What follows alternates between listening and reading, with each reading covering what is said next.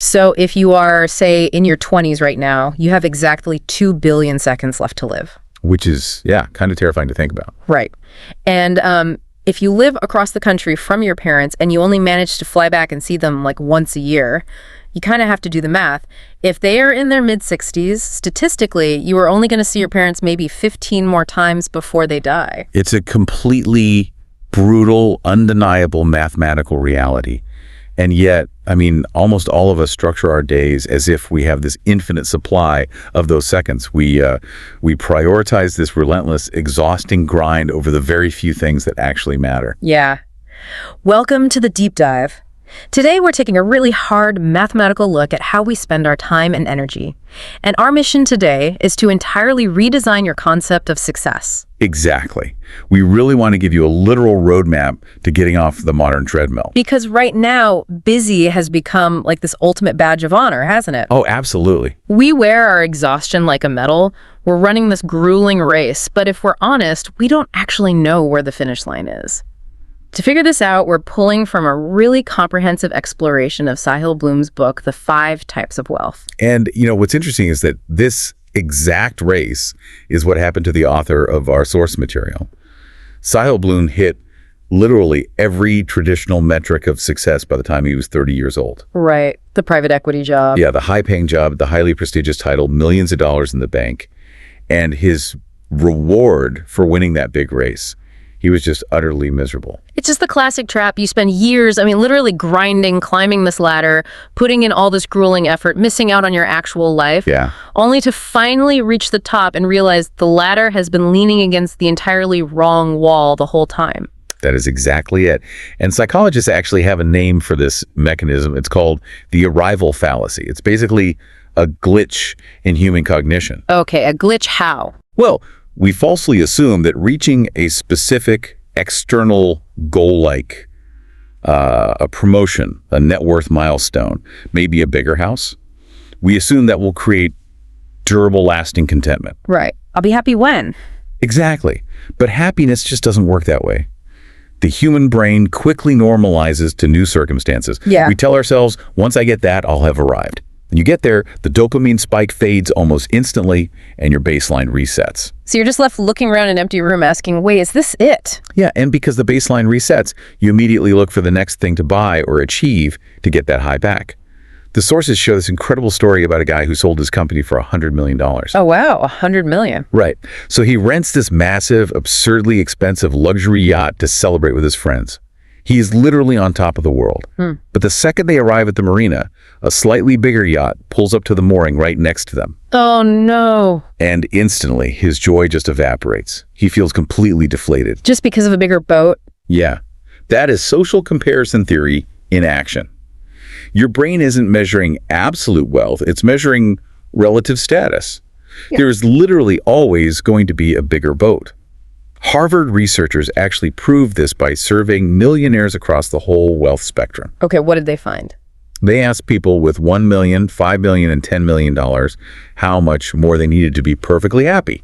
Consistently, no matter where they started, everyone claimed they needed 2 to 3 times as much as they currently had. That's crazy. So if your only metric for success is like a financial scoreboard, you are practically guaranteeing your own misery. You're completely blinding yourself to the casualties in every other area of your life. Historically, we call that a Pyrrhic victory. Right, from the Greek king. Yes, back in the 3rd century BC, King Pyrrhus of Epirus fought this massive battle against the Romans. He won, but the cost was catastrophic. He lost his best generals, entirely decimated his own army. He reportedly looked at the battlefield and said, "Another such victory and we are undone." And that is just the perfect metaphor for the modern knowledge worker. You know, you might be winning the battle of money, but you are losing the entire war of life. Winning the battle, but losing the war. Wow. So if the singular focus on financial wealth is a broken scoreboard, what does the real one look like? Well, to figure that out, the author didn't go interview billionaires. He interviewed 80 and 90-year-olds. We love this part. Right. He compiled over 1,000 years of lived human wisdom to find out what actually matters when you reach the end. And guess how many of them mention money? Let me guess. 0. Not a single one. Instead, you get these incredibly profound insights, like A 94-year-old grandmother shared, "Never fear sadness as it tends to sit right next to love." That is so powerful. And a 98-year-old Hollywood writer advised, "Never raise your voice except at a ball game." When you read these, it completely shifts your perspective, You realize the currency of a life well lived is entirely different than what society teaches us. And those insights directly shape the new framework we really need to adopt, which is the 5 types of wealth. The first is time wealth, the ultimate freedom to choose exactly how you spend your days. Okay. Second is social wealth, which is the depth and quality of your relationships and community. Third is mental wealth, encompassing your sense of purpose, continuous growth, inner peace. Fourth is physical wealth, so your baseline health and vitality. And the fifth is still financial wealth, but it's completely redefined, right? It's no longer this endless, anxious accumulation. Yes, exactly. Financial wealth now includes managing your definition of enough. It's having the resources to support the other 4 types of wealth without letting the pursuit of money destroy them. It's a comprehensive ecosystem. But the trap of modern society is that it forces us into a binary on-off switch existence. People think, I'll just turn off my physical health and my social life right now while I'm in my 30s, grind 80 hours a week, and then I'll tune those switches back on in my 40s when I have money. Okay, I have to push back here. Because in theory, balancing all 5 sounds beautiful, but let's be real, capitalism doesn't care about your social wealth. Fair point. If I dim my career focus in my most productive years to go hang out with friends or focus on my inner peace, I might miss the only window I have to build real financial security. So how does this framework actually survive contact with the real world? It survives because the alternative, that on-off switch, results in total biological and relational atrophy. Think about the mechanics of the human body, or human connection. You cannot cram for a marathon, and you cannot cram for a marriage. Oh, that's a good way to put it. Yeah, if you completely turn off your physical health for a decade, your cardiovascular system degrades. By 50, the damage is literally done. If you ignore your spouse and kids for 10 years to build a startup, those relationships will not be there waiting for you to simply flip the switch back on. So you can't just pause life. Right, which is why Bloom argues for a dimmer switch instead. You don't ever turn an area off completely, you just dim it, depending on your current season of life. Yeah. It's like adopting a surfer mentality. Surfer mentality. Yeah, a surfer is out in the ocean, fully aware that endless waves are coming. They position themselves properly to catch the wave they are currently on, but they don't operate with this frantic, panicked need to catch every single wave in the ocean. So if you are in a season focused heavily on career building, you might dim time and social wealth down to like 20 or 30%. But the crucial distinction is that the light is still on. Precisely. You are preventing the atrophy. You are still taking a 20-minute walk for your heart. You are still having a dedicated date night. You are maintaining the structural integrity of those areas so they don't collapse while you focus elsewhere. Exactly. But knowing that you need to use a dimmer switch is one thing when you are sitting in a quiet room reflecting on your life. What happens when the pressure is actually on? Like when you're drowning in emails, your kid is sick at school, and a massive project is due. Right. The chaos of daily life. You don't have the cognitive capacity in that moment to carefully calibrate 5 different philosophical dials. You need a survival heuristic. And the sources say that's what NASA had to figure out back in 1970. Yes, the Apollo 13 mission. They suffered a catastrophic oxygen tank explosion en route to the moon. The astronauts were stranded in a freezing, dying command module. Just a terrifying situation. Unbelievable stress. And to survive, they had to execute a manual engine burn to correct their trajectory so they wouldn't bounce off the Earth's atmosphere into deep space. And their targeting computers were totally dead. They literally had to fly this tin can manually. Right. And under that kind of extreme life or death stress, the human brain cannot process 50 different blinking alarms and variables. Working memory caps out very quickly. So what did they do? Commander Jim Lovell realized that to survive the burn, they needed one fixed, unmoving point of focus. So he used the Earth. If they could just keep the Earth perfectly centered in this tiny triangular window of the spacecraft while they manually fired the engines, the physics would work out. They would survive. Okay, so what does this all mean for us? You probably already know what a razor is in philosophy, like Occam's or Hanlon's razor. It's a mental model designed to instantly slice through complexity and give you an answer. Right. But Bloom argues that to manage the 5 types of wealth during the chaos of daily life, you need a personal version of this. You need Life Razor. It's like a behavioral anchor in a storm. It doesn't stop the wind from blowing, but it keeps your ship from smashing into the rocks. That's a great analogy. A life razor acts as a cognitive off-ramp. It removes decision fatigue. Take Mark Randolph, the co-founder of Netflix. He instituted a life razor that he maintained for over 30 years. The Tuesday dinner. Yes, no matter what was happening at his massive tech startup, no matter who was calling or what servers were crashing, he left the office at exactly 5:00 p.m. every single Tuesday to have dinner with his wife. He never missed a Tuesday dinner. And what's fascinating isn't just the rule itself, but the mechanics of why it works. The sources point out that a true life razor has 3 essential characteristics. First, it's controllable. Right. Randolph didn't need anyone's permission to leave. He dictated his own physical location. Exactly. Second, it's ripple creating. The second-order effects of this one rule were massive. Unbelievably massive, because it wasn't just about eating a meal. Think about the cultural architecture it created at Netflix. It was a highly visible symbol of his uncompromising values. Yeah, his actions spoke louder than a memo. Exactly. His family felt tangibly prioritized over a billion-dollar company. And his employees watched the CEO walk out at 5:00 p.m. during a crisis, which gave them the psychological safety to set their own boundaries. The third characteristic is that a life razor is identity defining. It basically completes the sentence, I am the type of person who... For Randolph, he was the type of person who never misses a Tuesday dinner. So when a crisis hits at 4:55 p.m. on a Tuesday, he doesn't have to agonize over what to do. He doesn't have to weigh the pros and cons. The decision was already made decades ago by his identity. And having that kind of behavioral anchor is really the only way you can successfully manage the most critical yet most misunderstood type of wealth we possess, which is time. Which brings us back to that jarring mathematical reality we started with. Yes, the 15 times left to see your parents. Yeah, the sources share this tragic, deeply moving story of Alexis Lockhart. She was a mother who lost her 20-year-old son, Jackson, in a sudden accident.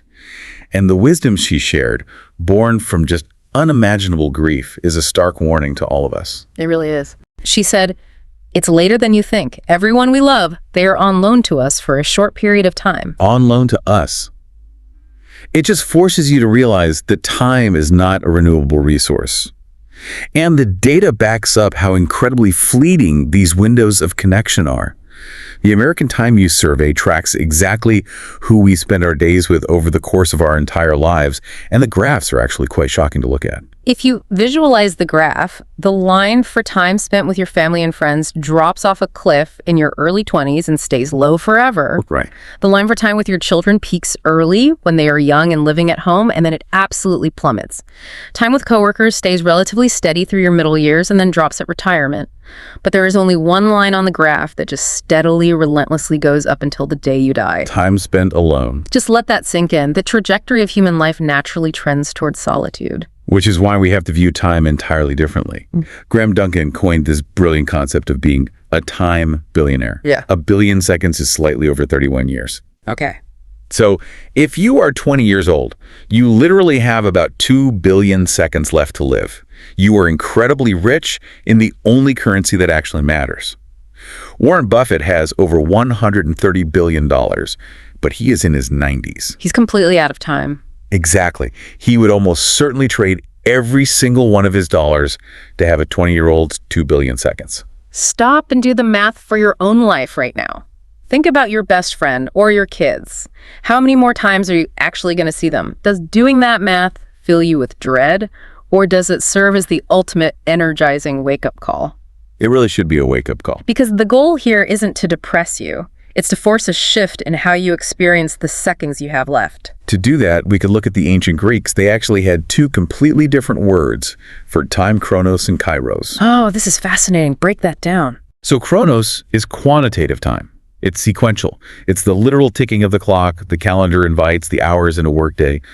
But kairos is qualitative time. It's those weighty, significant moments of deep connection, opportunity, or flow. It's the moment time stands still. Exactly. Our modern problem is that we obsess over managing chronos. We try to optimize every minute.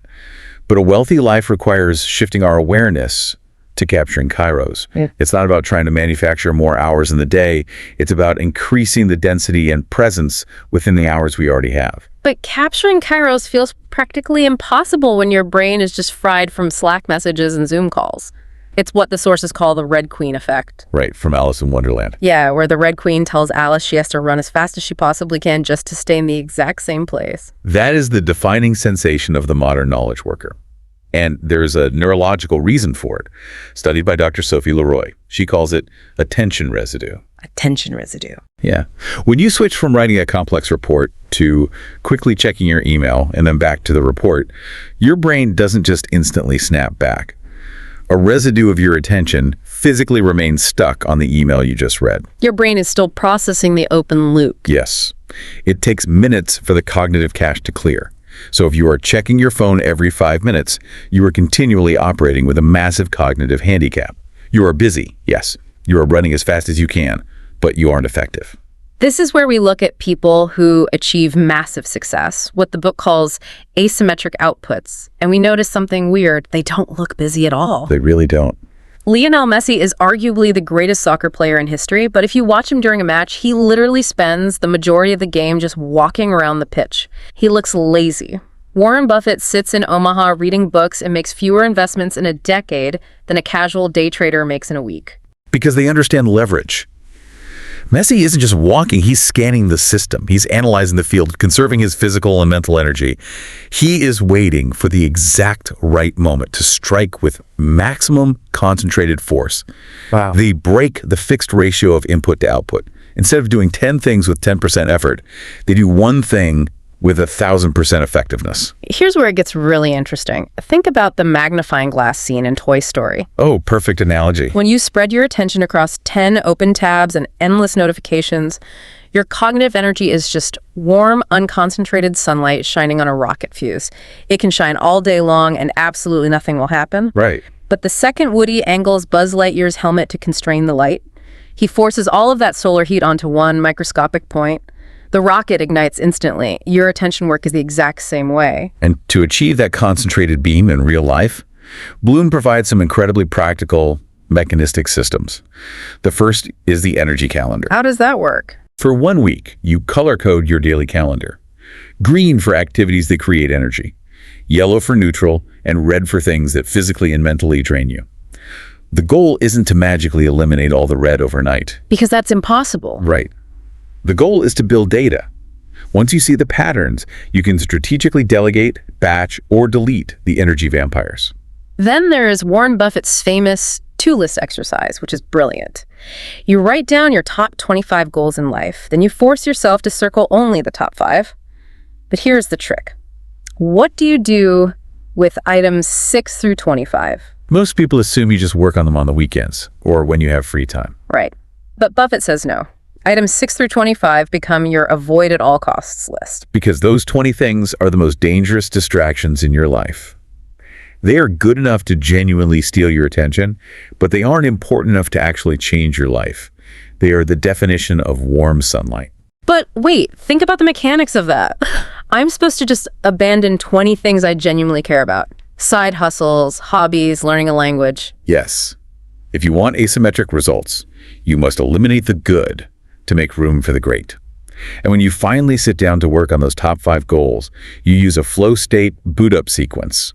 This is about classical conditioning. Like Pavlov's dogs. Exactly. You use your 5 senses to trigger a physiological response.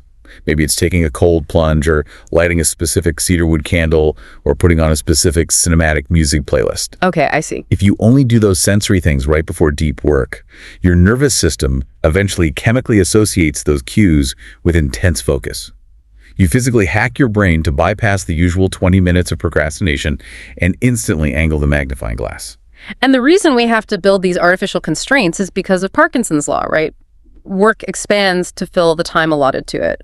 If you give yourself 8 hours to write a proposal, you will agonize over it for 8 hours.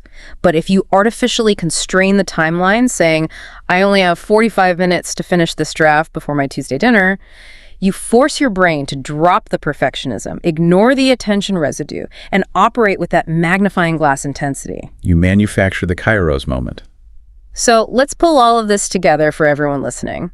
We started by realizing that climbing the traditional ladder of financial success often leads to an arrival fallacy. You win a battle, but you lose the war. So we smash the broken scoreboard. We replace it with the 5 types of wealth: time, social, mental, physical, and redefined financial wealth. And we stop trying to turn them on and off.